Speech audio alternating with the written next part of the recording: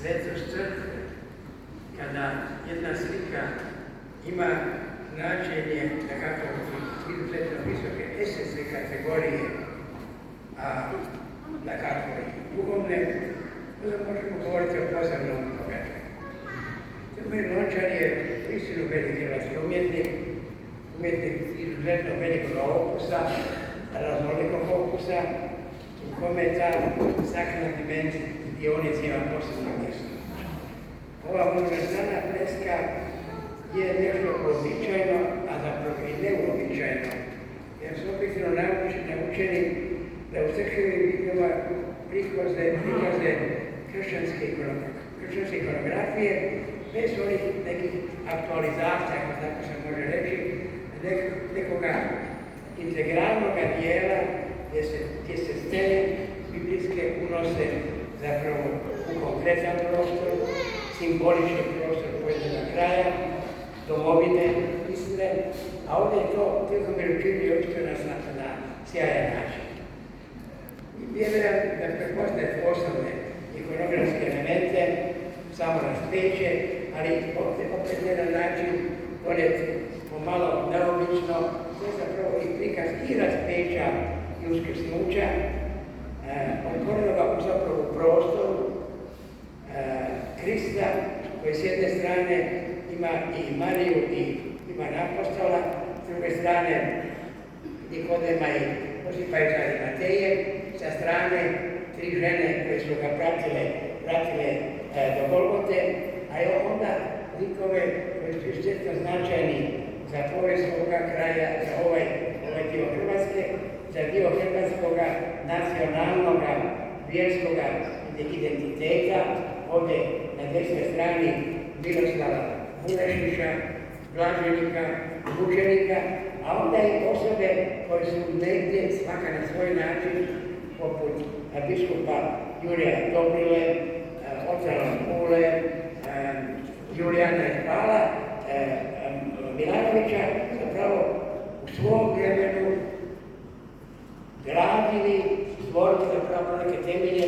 za crkvu u ovom prostoru, koja ima za ovakvu snagu, koja ima ovu veličajnost svojega poslanja. To je zapravo jedna ovakva ikonografska šetnja u ovoj fresci izdruženoj, koja još ima, kažem, dva elementa, kažem, u samu figuru Krista, koja naša crkva je posvećena Ivanu Krstitelju, a ovdje je sama scena Hristovoga uskrsnuća, slika koja je socijalno realizirana i simetrična, a ne potpuno simetrična, s ovim značajnim dijelom mozaika, koja je zapravo i simbolika svjetla, koja je zapravo simbola uspućenosti transcendentalnog, zapravo onoj veličajnosti koja je zapravo jedna crkva ovakvog karaktera, ovakvoga značenja nosi.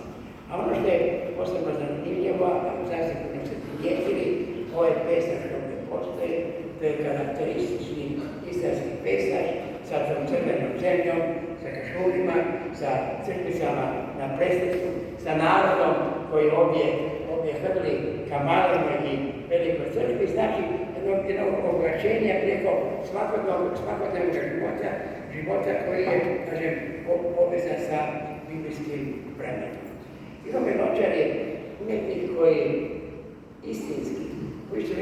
duboko razumije teme kršćanske ikonografije i duhovnost, on svoj djela unosi, možda zapravo nužno, kada se radi o sakralnoj umjetnosti, unosi razumijevanje teksta Evanđelja,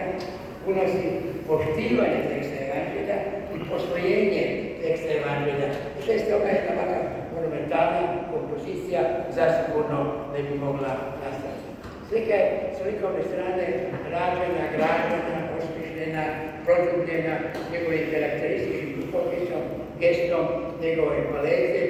možda iole zapravo njegov umjetnički opus i u sakralnoj i u drugoj zapravo tematici i po fragmentu ove slike možete prepoznati tu autentičnost, tu zapravo osobnost ovdje postoje. Tihomir je autor mnogih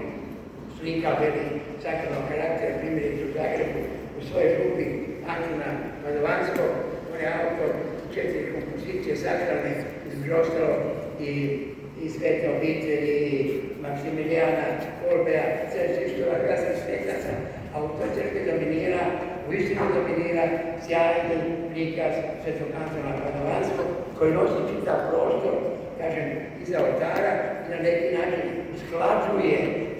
same elemente arhitekture sa tom likovnošću koja je tako duboko utkana u sakramentu. Naime, mi smo danas svjedoci da se radi o sakramentu umjetnosti, da je sve prepuno površnosti, da nema razumijevanja, da nema toga putovanja, da se radi tek virtuoziteti ruke, ali bez one duhovnosti takva slika ne može nastati. Kod Tihomira to je uvijek prisutno. Ja mislim da on polazi zapravo od meditacije, da polazi zapravo od molitve, da je to onaj element koji zapravo je njega vodilja, od njegov darovani talent koji je godinama, da ne kažem desetljećima, njegova izražena je zapravo jedna umjetnička osobnost, gotovo stamena vrijednost unutar hrvatske umjetnosti. Jednog umjetnika koji ima odgovornost prema tebi, jednog umjetnika koji svojom majstorstvom ruke, koji se senzibilitetom za boj, za kompoziciju, uvijek uspijeva iskati, iznijeti zapravo ono bitno što se ovdje radi. Znači, ovdje imamo, kažem, jednu zanimljivu poveznicu konkretnih biblijskih tema, centralne scene Hristovoga raspeća sa dva križa sa strane onih razbornika, sa svim elementima i likova koji su nam pratili Hristov kalvarijski hod, ali imamo istu, imamo bogatstvo Izraela, imamo tu zemlju, imamo tu karakterističnu arhitekturu, imamo tu otvoreno nebo, to plavetilo koje je na neki način i meditativna boja, uvijek se malo čudi da plavo nije jedna od boja koja je uneta doslovno u liturgiju, ta plava koja je toliko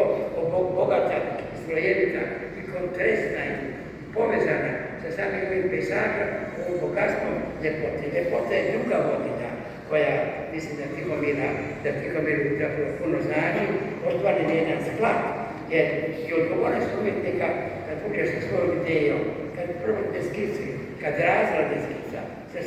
sa svojim razgovorima koji su ovdje u grupi zasigurno postojali korisnim intervencijama, dogodi se jedna umjetnička zakonitost koja je pred vama. Sad ju prvi puta vidjet ćete u vremenima, godinama, mjesecima, vi ćete uvijek otkrivati zapravo nešto. Ja bih gotovo rekao, otkrivati pomalo sami sebe u tom prostoru, otkrivati sebe u toj sadržajnosti, slojevitoj sadržajnosti biblijskih motiva, to je jednoj ljepoti koja zapravo nema svoje fizičke granice, ima neka ima svoju fizičku datu, svoje dimenzije, ali on zapravo zrači u prostoru. I kada sam prije sad svoju uru razgovarao sa Tihomirom, osjetio sam jedne slične stvari, jednog sličnog dijela koji na neki način je prethodnik ovome, a Tihomirova kompozicija apsolutno ravnopravno sa njom, to je freska Jurčićeva u Moskva travnja u Splitu, gdje se zapravo također taj narod nalazi, gdje se također sveci, također je to Hristovo raspeće, to je ono jedno povezivanje vjerničkoga i nacionalnog na najbolji mogući način. Kažem, na najbolji mogući način, lagano se zapravo reći, teško je se zapravo izvesti i sigurno je to je bio izuzetno zahtjevni zadatak, ali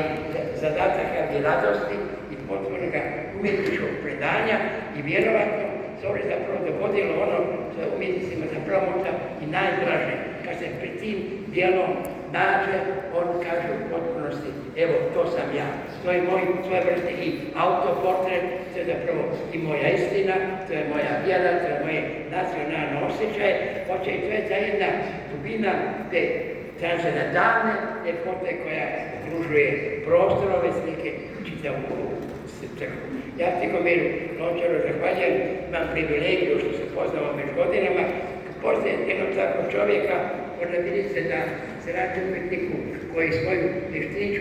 neću zloupotrijebiti, uvijek će im unijeti bez obzira o kojoj se motivu radi, a pogotovo kada se radi o sakranoj tematici, donijeti sve one nijanse bogatstva, ja bih rekao sve osobne psalme, osobne psalme, kažem, te širine i bezmjerja duhovnog Prije toga Tihome, hvala ti i iskreno.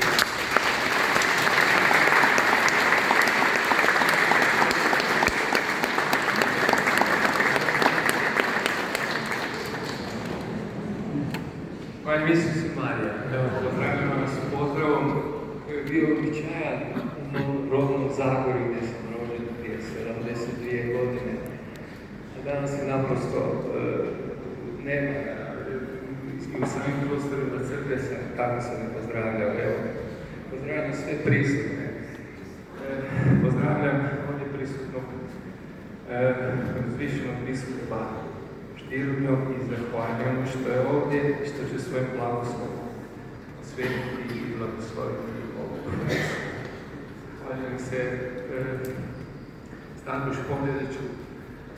danas najeminentnijem hrvatskom likovnom kritičaru, što je tako lijepo govori u mom radu. Neću duljiti, nego moram neke stvari reći i spomenuti ovdje koautora ove freske, to je vaš župnik, Pater Đuro.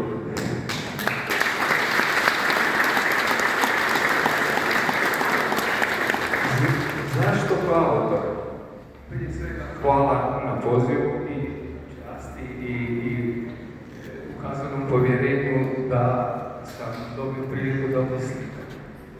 A drugo, ja sam ovdje došao s jednom šturom skicom nekih osnovnih elemenata kao raspeća, krštenja i Blaženog Bulišića. Kad sam počeo slikati, Đure onako pomalo i buljažljivo dolazio, pa ja bi moglo još